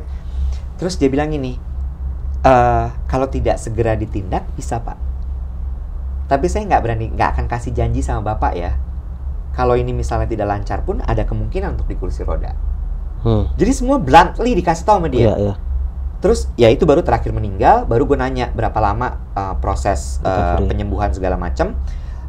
Terus udah, habis itu gue cuma mikir gini, Terus gue nanya lagi, kalau misalnya nggak saya lakuin gimana? Ya meninggal Pak, karena ini akan menekan batang otak. Udah, berarti pilihannya adalah ya udah hadapin aja. Nah disitulah baru kemudian, nah itulah momen itu titik balik lagi ya. Damn, hidup gue benar-benar di tangan dia ya. Gue udah nggak bisa melakukan apa-apa lagi. Dokter itu cuman katalisnya aja untuk menyembuhkan gue. Kalau dia bilang mau gue vegetatif, gue vegetatif. Kalau dia mau bilang gue akan meninggal, gue akan meninggal. Kalau dia mau bilang gue hidup, gue akan hidup. So I don't have the power. Di situ gue cuman ngomong gini, oke dok, kita kerjain. Kaget semua. Lu yakin? Bla bla bla bla bla. Lu nggak mau second opinion? Enggak, gue mau kerjain sekarang. Secepatnya. Oke ya Pak, iya. Terus gue bilang sama kakak gue, lu tanda tangan deh. Udah kita kerjain. Terus waktu itu pikiran gue cuman gini, ya Allah, gue cuman ngomong gini dalam hati gue, kuserahkan hidup dan matiku kepadamu ya Allah. Dah, itu aja. Terus gue diem, udah gue bilang gini, gue mau telepon gue, sekretaris kantor udah di situ. Terus gue kasih tahu, titip ini, jangan sampai miss bla bla bla bla. Terus gue telepon head gue kasih tau gue kondisinya begini, tolong follow up ini, listnya gue kasih tahu semua. Sorry ya gue potong ya, maaf. Itu kondisi lu kayak pertama yang jelas lu masih sadar dong pasti. Masih. Tapi lu masih ada rasa sakit? Masih sakit kepala masih ada. Itu dengan sadar semua gue lakukan bla bla bla bla bla. Gue terus gue bilang kasih tuh sama semua klien begini. Udah beres semua brief itu, udah gue taruh handphone gue, udah gue diam. Gue zikir lagi. Udah gue diam aja. Dan gue mau coba rangkum sedikit. Paginya masih ada rencana mau berangkat ke Singapura. Itu pagi. Ya. Terus jam 12 siang itu akhirnya setelah batal, jam 12 siang itu di rumah sakit. Jam 1 siang MRI. Harus MRI dan disampaikan apa yang disampaikan oleh dokter tadi. Itu dalam kurun waktu 6 sampai 7 jam. Iya. Oke, just to be clear. Lanjut lagi ya. Terus abis itu udah singkat cerita jam 7 malam tindakan. Dan itu gue tenang banget ngejalaninnya. Gue nggak deg-degan, gue nggak nervous, gue nggak takut. Udah. Oh, satu lagi adalah gue juga baru sadar nih. Gue tipikal orang yang memang sangat tahu dengan konsekuensi. Ya udah, ini konsekuensi. Ya apapun itu nanti kalau misal gue meninggal, gue masuk neraka lah udah. Kalau gue masuk surga ya masuk surga gitu ya. Karena apa sih yang ditakutin orang dari meninggal? Itu kan sebenarnya gitu ya. Ya kalau yang percaya gitu ya. Terus gue ya udah gue jalanin aja. Kalau hidup ya hidup, kalau meninggal ya meninggal. Gue masuk ruang operasi, terus teman-teman gue nganterin, keluarga gue nganterin segala macam. Gue cuma dada-dada aja gitu. Pindah ke meja operasi, udah telanjang semua kan ya, kan mau operasi kan. Udah telanjang semua segala macam. Gue cuma ngeliat gini, terus dokternya udah mulai masuk apa segala macam. Oke Bapak, sudah siap ya? Ya, titip ya dok, jangan sampai kenapa-napa gitu, gue ngomong gitu. Oke, kita anestesi masuk ya Pak ya? Ya, hitung sampai 10 Pak. Cuman 3 udah hilang gue. Ya, biasa gitu. Kalau dokter, ya kan, biasa sampai gitu. 3 udah hilang. Udah. Tadinya 4 jam prediksinya. Operasinya. Prosedur ini? Ya, 4 jam, 4 sampai 5 jam. 1,5 jam ternyata selesai. Dokter gue jago. Dokter gue tuh dokter SBY, dokter presiden ternyata. Ya, again, lucky me. Tuhan sayang sama gue. Ya, namanya dokter Agus. Terus udah gitu, terus abis itu gue siuman sangat cepat sekali. Jadi jam 7 gue operasi, selesai jam 8:30. Jam 9:30 gue udah siuman. Begitu siuman gue buka mata, damn lapar. Kan puasa kan. Terus gue buka mata, terus gini, bapak gitu, udah ICU kan. Bapak udah bangun gini. Gimana Pak? Bla bla bla bla bla bla bla bla. Terus gue cuma bilang gini, saya boleh makan nggak? Saya lapar banget. Boleh Pak, boleh makan. Terus ya udah, terus habis itu orang tua gue masuk, keluarga gue masuk, teman-teman gue masuk, udah mereka disuruh keluar, gue makan gue makan, gue tidur. Nah paginya itu lain lagi ceritanya lah, gue benci banget di ICU karena sekeliling gue itu udah dalam kondisi yang sekarat, Bo. Oke. Wah itu nggak suka gue. gue lumayan pressure di situ, kayak sebelah kanan gue tiba-tiba gerak grok nafas gitu. Terus apa segala macam, sampai akhirnya gue bilang gini, saya boleh pindah nggak? Gue nggak sabar banget nyelesain ICU, tapi nggak bisa kan. ICU tuh sekitar 3 hari lah gitu. Ya anyway, singkat cerita akhirnya gue 10 hari lah di rumah sakit. Oh, gue sempat nyuruh dokter untuk bikin WhatsApp group. Gue sebel banget sama orang yang nggak koordinasi, tau gak? Ada satu momen WhatsApp group, ada satu momen di mana gue dibilang bahwa selang-selang itu udah bisa dicopot semua. Itu yang ngomong dokter yang operasi gue. Tapi dokter gue yang megang gue, dokter Erwin Jo, dokter Syarafnya bilang jangan dulu. Terus tiba-tiba datanglah nih si dokter yang operasi gue, mau copot-copot segala macam. Suster bilang, kata dokter Erwin belum boleh, bla bla bla bla bla bla. Sementara gue udah ekspektasi bahwa akhirnya gue lepas dari semua kabel-kabel ini gitu kan ya, selang-selang ini. Terus si siapa namanya, dokter Agusnya marah. Lain kali bilang dong, saya nggak perlu ngabisin waktu untuk kesini pagi-pagi bla gitu ya. Gue udah kesel juga tuh, muntap gue. Gue bilang gini, masuk kamu sini. Di ICU nih, masuk, panggil dokter jaga. Masuk dokter jaganya, masuk suster kepala. Saya tanya ya, kalian punya WhatsApp group nggak? Kalian koordinasi nggak? Saya dirugikan di sini. Gue marah, mereka diem gitu. Bikin WhatsApp group sekarang, saya lihat. Lihat kamu jadi. Sampai jadi itu WhatsApp group ada. Oke, koordinasi ya. Saya nggak mau lagi kayak begini. Oke, boleh keluar.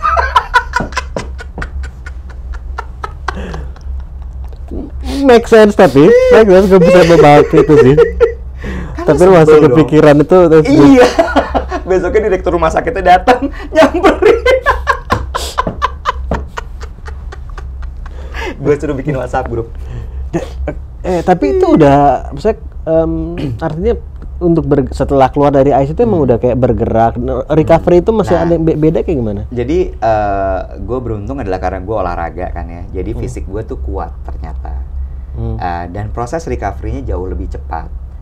Gue bisa jalan lebih cepat, gue bisa berdiri lebih cepat, gue bisa hidup mandiri lah ya. Hidup lebih mandiri cepat itu berapa lama?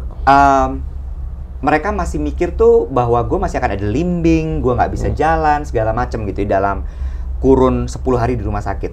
Tapi di hari ke-7 tuh gue udah bisa berdiri, gue udah bisa toilet sendiri. Gitu. Terus I do my own thing tuh udah bisa, walaupun masih terbatas. Terus hari ke-7, 8, 9 tuh udah mulai terapi, fisioterapi, dilihat jalannya segala macam, udah aman. Dan sekarang ini sudah berapa lama? Kan itu Januari ya? Februari ya? Maret, April, Mei, Juni, Juli, Agustus, September, Oktober, November. 9 bulan. 9 bulan. Gue 10 hari keluar dari rumah sakit, hari ke-14 gue udah bisa jogging. Oke. Gue jogging. Dan rasanya udah kembali seperti sebelumnya atau ada yang beda gitu? Yang beda apa? Kalau ada yang beda. Dalam masa penyembuhan 10 hari, yang gue rasakan adalah, tapi ternyata ini normal ketika kepala dibuka, itu kayak Pandora box, kebuka. Semua memori keluar, semua hal yang gue suppress, gue tekan, itu keluar semua. Gue nggak bisa tidur. Keluar itu, semua. Itu oke, gue ya. Itu keluar semua, Li. Gila. Semua hal, Li. Semua hal. Semua. Karena itu apa, kalau neuropathways itu ada yang di bawah sadar mungkin banyak yang naik, banyak yang muncul. Iya. Keluar semua. Terus dokternya bilang journaling aja ditulis. Tapi itu wajar terjadi sambil dikasih obat tidur gue. Kalau nggak bisa tidur bilang ya, biar nanti dikasih obat tidur. Ya udah, gue journaling. Itu agak lebih lumayan membantu gitu. Terus itu satu yang gue rasain. Ya anxious masih ada, tapi itu gara-gara penyembuhan di saraf-saraf segala macem. Yang gue rasakan sih sampai sekarang memang gue lebih slow. Gue lebih slow, gue nggak secepat dulu. Tapi sorry ya, gue ada namanya yang namanya neuroplasticity. Kalau pernah dengar? Enggak. Jadi neuroplasticity itu bahwa ternyata sel-sel syaraf kita, otak kita itu punya kemampuan untuk membuat pathways yang baru. Jadi along the way insya Allah itu akan terbentuk kembali gitu. Jadi tapi memang itu butuh proses gitu kan, butuh proses. Dan menurut gua ya sebagaimana yang ini kan terus dari semenjak kita lahir gitu kan. Banyak yang bawa sadar even dari sebelum kita keluar dari ibu kita pun itu sudah mulai terbentuk apalagi sampai sekarang. I imagine masih berproses tapi pasti karena dokternya juga bilang bahwa ini tuh paling nggak 1 tahun. 1 tahun yang harus dijaga sekarang. Tensi darah udah jelas. Dia dan dulu gue senang sama dokter Erwin Jo, dokter gue ini karena dia nggak pernah melarang. Tapi dia cuman kayak misalnya makanan ada pantangan nggak dok? Enggak, garam aja kurangin, jangan terlalu banyak. Terus ya lemak standar lah gitu ya. Gue juga untungnya nggak makan lemak, nggak makan jeroan. Terus gula juga jangan terlalu banyak gitu ya. Gue tanya, gue kan gila kopi kan, gue nggak bisa. I cannot function without coffee. Coffee boleh nggak dok? Boleh, tapi maksimal 2 kali sehari gitu. Terus biasanya 3-4 3-4 kali sehari. Terus mulai kan beraktivitas 1 bulan tuh gue udah boleh ke kantor lagi. Gue ke kantor gaspol, gas gitu ya. Terus gue ngeluh sama dia. Gue bilang gini, dok, saya tuh kenapa ya? Sekarang tuh kalau lagi meeting suka hilang-hilang gitu dok. Hilang kata, terus lama mikirnya. Terus dia bilang gini, Pak, Bapak tahu nggak? Itu manusia normal kayak begitu Pak. Bapak itu nggak normal selama ini. Kecepatan. It's okay, segitu aja Pak. Segitu tuh udah bener. Oh jadi karena lo membandingkan dengan lo sebelumnya yang memang itu yang nggak normal itu gitu gak kan? Normal. Itu nggak normal. Ya masa lo bisa ngerjain 12 meeting sehari, 10 meeting sehari tanpa jeda? That's not normal. Itu bukan hebat, itu nggak normal dan lo forsir diri lo. Dan nggak sehat gitu kan? Betul. Terus itu yang pertama kecepatan. Terus yang kedua, gue balik lagi nih ke dokter kan setiap kali konsultasi itu masih sebulan sekali. Sampai sekarang udah 3 bulan sekali. Setiap kali konsultasi gue selalu cerita ini update-nya begini. Terus ada satu momen gue balik di luar jadwal sebelum jadwal itu tiba. Kenapa? Panik gue, karena gue ngerasa sakit kepala, gue ngerasa ini itu segala macam. Dicek sama dia, Pak ini bukan stroke lagi. Terus dia tanya, Bapak kenapa? Ada apa? Ketahuan gue stres lagi, karena gue nge-push. Terus dia bilang katanya, Pak, pace kerjaannya dikurangi. Akhirnya gue menemukan tuh pola bahwa nggak bisa 10. 5 tuh udah maksimal banget sehari meeting. Lalu kemudian in between meeting, gue harus kasih jeda. Nggak bisa nggak. I cannot. Jadi sekarang pola pace-nya berbeda, polanya berbeda. Which is normal. Dalam tanda kutip normal sebetulnya. Iya itu normal. Bukan pakai tanda kutip, emang normal aja. Itu normal, memang begitu. Orang tuh habis meeting jeda dulu. Karena gue baca buku, judulnya adalah Deep Work. Tahu ya. Itu kan ada namanya konsentrasi residu kalau nggak salah. Jadi habis satu kerjaan, lu tuh masih ada yang nyisa nih dari sini. Itu harus lo tapering dulu, baru lo mulai lagi yang baru. Kalau nggak, yang ini akan merusak yang berikutnya. Iya. Nyambung betul ya. Iya kan? Gue jadi kayak ya udah gue netralin dulu, gue minum air putih, gue lihat Instagram, gue lihat TikTok. Gue tenangin diri, baru gue masuk lagi ke meeting berikutnya. Kalau nggak, bubar semua nanti. Nah, itu yang membuat tensi gue dulu selalu naik turun. Yang ini belum kelar, gue udah masuk meeting berikutnya, emosi yang ini kebawa ke sini.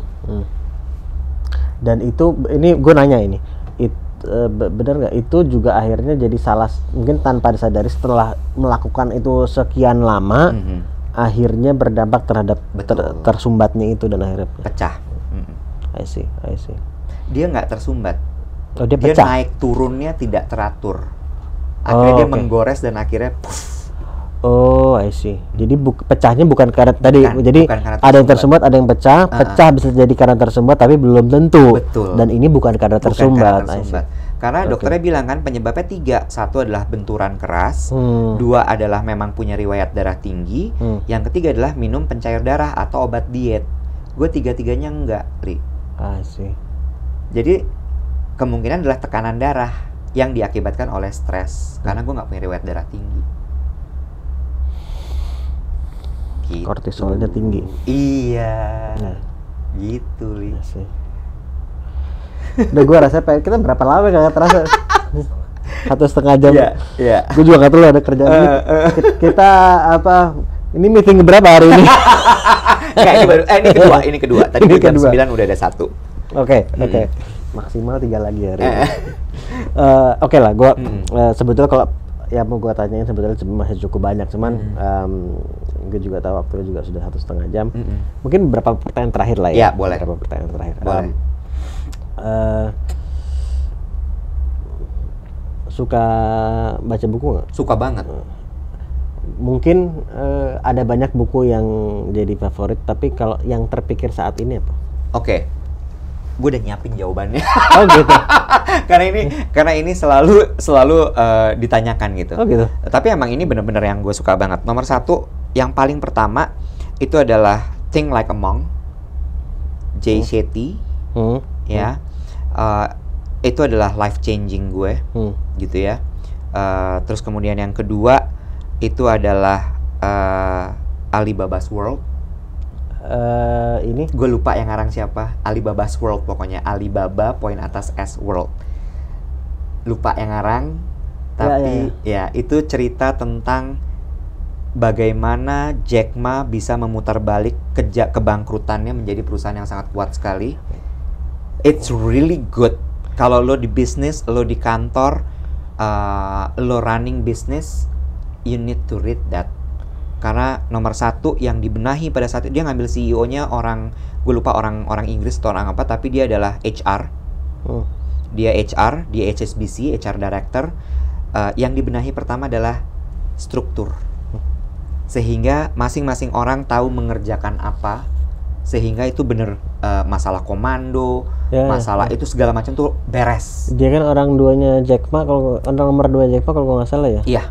Iya. Dan bukunya gue masalahnya gue tahu karena gue pernah jadi moderator untuk penulisnya waktu datang ke Indonesia. Makanya gue merasa bersalah banget kalau gue lupa namanya tuh. It's a very good book. It's such an eye opener. Ya, itu luar biasa buku itu. Itu luar biasa. Lalu kemudian yang kedua, Michael siapa? Sorry gue lupa. Maaf, gue jadi terdistract karena gue merasa bersalah. gue baca bukunya juga, gue moderate dia kalau namanya ngeblank. Sorry, terus. Alibaba's World. Lalu kemudian buku-bukunya Haimin Sunim. Haimin Sunim itu juga menurut gue sebenarnya mirip kayak bukunya Think Like a Monk, Jay Shetty, cuman Haimin Sunim tuh he's a Korean monk yang ada di Amerika. Cuma dia bentuknya tuh benar-benar kayak bentuk puisi-puisi gitu loh, those kind of book gitu ya, yang ringan, enak, nyentuh ke hati. Terus Deep Work, gue baca itu juga. Sama satu lagi karena bisnis, What the CEO Wants to Know. Ya, gue lupa juga yang ngarang siapa. Tapi What the CEO Wants to Know itu jadi guideline gue untuk ngadepin CEO gue. So you know what the CEO wants. Expectation gitu. Jadi ketika gue bener nggak ternyata? Bener, memang itu udah dia cuma mau tahu itu aja gitu. Pokoknya buku itu tuh ngasih tahu tentang dasar bisnis banget. Ini intinya jual beli. Lo punya apa, lo jual berapa, produksinya berapa, cost-nya berapa, lo jual berapa, profitnya berapa. Ujungnya CEO cuma pengen tahu hijau apa merah. Bener kan? Tinggal gimana caranya kita membuat apa cara yang akan kita lakukan supaya itu jadi hijau, jangan merah. Kalau misalnya merah, gimana caranya mengurangi merah itu? Udah gitu aja. Itu sama dulu sih masa pencarian gue baca banget buku-bukunya Rumi. Ya, udah itu aja. Oke. Gue pikir tadi ngecek tadi. Lu ngecek tadi? Gue pikir lu ngecek. dia masih minta cariin. Alibaba's World. Michael siapa ya? Kalau salah ya. Aduh. Dia masih kepikiran. Itu buku tadi. Ya. Kemudian ini pertanyaan yang gue juga sering tanyakan, tapi gue senang menanyakan pertanyaan ini karena dari orang ke orang punya respon yang cukup berbeda-beda. Cara mereka melihat berbeda-beda. It's a very day-to-day thing sebetulnya mengenai kegagalan dan sukses. Very simple thing sebetulnya.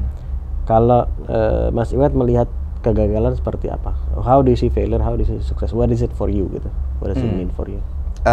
Kegagalan dan sukses itu menurut gue adalah bagian dari hidup, gitu. Karena hidup tuh cuman itu aja kok. Ternyata gini, gue belajar dari ketika gue operasi itu ya, Li. Hidup itu nggak melulu soal gagal sama sukses. Tapi tapi gagal dan sukses itu bagian dari hidup. Ngerti ya, Li? Ya paham ya. Jatuh cinta, gagal, sukses, itu tuh cuma bagian dari rangkaian kehidupan. Tapi dasarnya hidup itu adalah bernafas. Oke, Li, karena ketika gue masuk meja operasi, gue cuman gini, nafas gue balik nggak ya nih? Oke, Li, lanjut lagi ya. Nafas itu ada beberapa faktor pendukung yang utama. Nomor 1 adalah makan, kebutuhan dasar banget. Oke, Li, makan.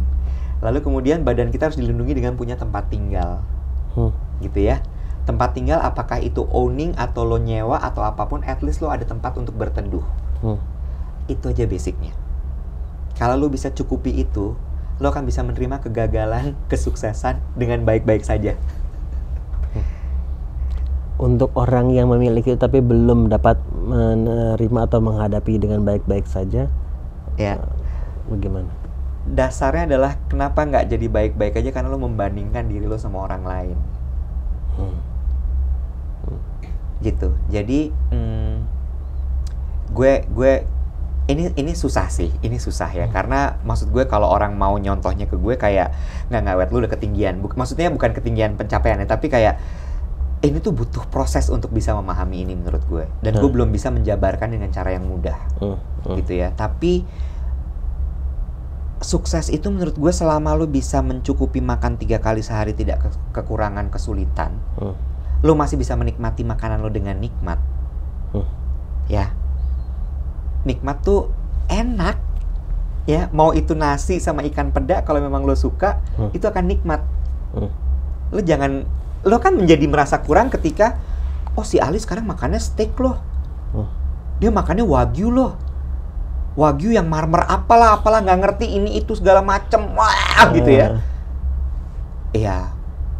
Ya udah, Ali dapatnya itu ya itu aja. Tapi kalau lo masih bisa makan dengan nikmat, lo pulang ke rumah lo masih ada atapnya, lo nggak kehujanan, lo nggak kedinginan, itu udah cukup tuh. Lo masih bisa bepergian kemana-mana, itu udah cukup. Akan menjadi kurang ketika lo membandingkan. Oke, gue punya tempat tinggal, tapi tempat tinggalnya dia lebih gede daripada gue. Oke, gue punya tempat tinggal, lantainya keramik, oh dia tapi lantainya marmer. Lo membandingkan, di situ lo merasa kurang, di situ lo kemudian terpacu. Akhirnya lo cari cara, gimana caranya supaya rumah gue jadi marmer juga. Mungkin bisa dibilang adalah sukses itu ketika lo bisa merasa cukup dan selalu bersyukur. Ini udah cukup, segini yang memang dicukupkan. Kan Allah juga bilang gitu, akan kucukupkan nikmatmu kan. Cukup, selalu cukup gitu. Itu menurut gue. Kegagalan iya gitu ya. Kegagalan tuh tapi mungkin kalau di pekerjaan jelas gitu ya, hitam putih gitu. Gagal tuh adalah ketika lo punya satu goal kemudian nggak nyampe gitu ya. Kalau punya KPI-nya nggak nyampe, itu bisa jadi gagal. Tapi kan mesti di trace back lagi. Gagalnya tuh karena apa? Emang nggak lo kerjain, atau dalam proses ada hal-hal yang memang membuat itu tidak terjadi, atau tidak lancar, atau ada hal-hal yang memang tidak dikerjakan sehingga itu tidak nyampe, gitu ya. Tapi masalahnya adalah sekarang bagaimana kita menjadikan kegagalan itu sebagai pelajaran untuk kita bounce back. Nah, untuk bounce back itu memang butuh beberapa cara, Li. Kayak misalnya gagal lo sedih, ya udah take your time to grieve. Untuk lo sedih, lo ngerasa bahwa gila gagal nih, tapi jangan lama-lama. Gitu kan. Nah itu kalau gue biasanya gue cari lagi tuh apa yang akan membuat gue semangat lagi, agar nggak larut di situ. Betul. Sama kalau di meditasi kan dibilang bahwa masalah itu sebenarnya kayak awan aja gitu. Cuma jadi kan awan datang nih ngeng gitu ya. Masalahnya adalah si awan ini berapa lama nih stay-nya. Di situ yang kita akan diuji untuk sabar atau tidak gitu. Sampai awan ini pergi lagi. Tapi dia nggak akan stay kok. Dia akan jalan lagi. Nah, disitulah tuh momen kita bersabar. Gimana caranya supaya si awan ini ketika masih di atas kita menghadapinya dengan tenang. Gitu. Itu kombinasi percaya sama Tuhan, ya kan, sama percaya sama diri sendiri, dah jadi satu. Sama lo life hack itu kan supaya lo bahagia tuh ada beberapa yang, dan gue selalu percaya bahwa kebahagiaan datangnya dari diri sendiri. Bahagia tuh juga menurut gue sederhana, gitu ya, bukan cuma sekedar lagu, tapi itu memang benar. Ya balik lagi, misalnya gini, apa yang bikin lo bahagia? Makan enak. Makan nikmat deh, jangan bilang makan enak ya, karena takutnya nanti konotasinya makan mahal. Makan nikmat yang enak gitu, makan pakai nasi putih, pakai telur ceplok sama sambel, itu kan enak banget ini. Bener gak sih? Iya, itu kayak wah gila. And you know what, telur ceplok is my to go untuk happy hack. Telur ceplok, gila, telur ceplok atau telur dadar, the best. Udah, nasi putih pakai telur dadar tuh gue happy langsung. Lanjut lagi, olahraga, hormonnya yang lo hack. Endorfin, serotonin, segala macem. Tidur. Tidur tuh happiness hack loh. Iya. Istirahat. Ya kan? Yes. Misalnya lo, orang beda-beda, ada yang lagi bilang lagi, happiness gue adalah keluarga gue. Go to your family. Spend time with them. Spend time with your friends. Itu. Kalau gue. Berat nggak, Li? Bukan berat, dalam. Lain dong, bukan berat, tapi dalam. Ya? Iya. Last question, boleh? Iya, boleh dong. Gue udah nanya cukup banyak pertanyaan dan thank you banget udah share banyak hal yang buat gue pribadi sangat-sangat insightful dan share wisdom lo dari pengalaman yang begitu banyak naik turunnya gitu. Ada hal lain nggak yang mungkin menurut Mas Iwet perlu lo sampaikan gitu ya? Dan gue belum tanya. Waduh. Yang menurut lo penting untuk lo sampaikan gitu. Oke. Nomor satu gini, Li.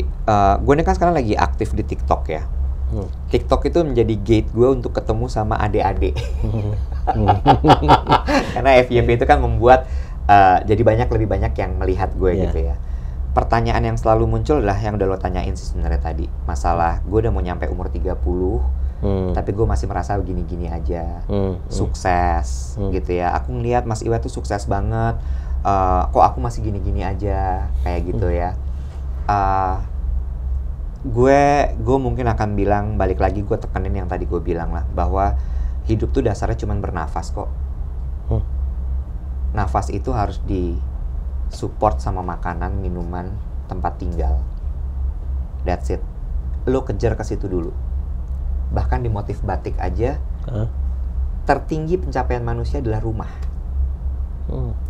Bukan cuma punya ya, ada kain sido, Wahyu Tumurun, itu selalu rumah. Simbol rumah tuh selalu adalah, oke, kalau lu udah punya wisdom, lu udah punya rumah itu. Interesting. Itu kejar aja ke situ gitu. Nggak perlu mewah tapi cukup. Dan selalu merasa cukup dengan diri lo. Jangan compare sama orang lain. Karena kita nggak pernah tahu orang lain itu untuk mencapai ke sana seperti apa. Behind the scene-nya seperti apa? Iya, nggak pernah ada yang tahu. Apalagi dengan zaman sosial media seperti ini sekarang. So, selalu merasa cukup, bersyukur, pelihara hidup, pelihara nafas lo. Karena cuman itu yang akan membuat lo terus bergerak.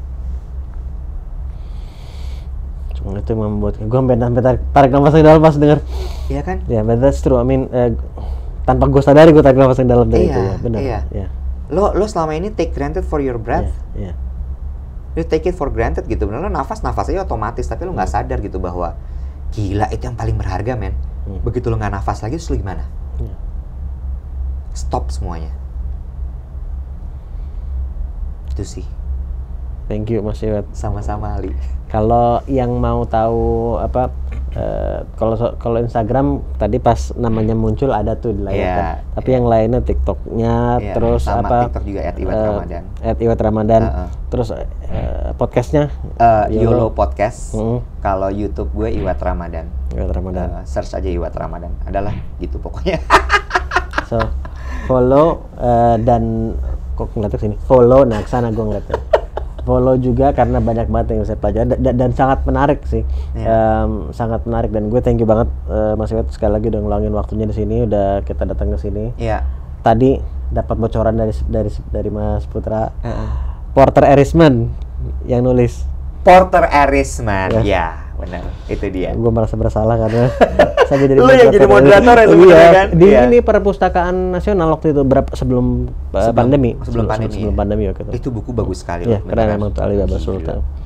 The best. Thank you sekali lagi. Thank you so much for sharing your thoughts, your stories sebagai storyteller juga kan, and your wisdom juga. Mudah-mudahan bermanfaat. Gue sih yakin ini bermanfaat. Amin. Dan buat kalian juga thank you udah nyimak sampai di sini. Share juga pengalaman kalian, pembelajaran kalian apa juga, share di komen juga, share video ini juga, insya Allah bermanfaat buat yang lain juga. Kalau bermanfaat kan juga jadi amal jariah buat kita semua. Amin, amin ya rabbal alamin ya Allah. Amin. So terima kasih, semoga bermanfaat, semoga dimanfaatkan. Kita ketemu di episode selanjutnya. Assalamualaikum. Waalaikumsalam warahmatullahi wabarakatuh. Thank you. Men, gue yang thank you banget. Terima kasih banyak ya.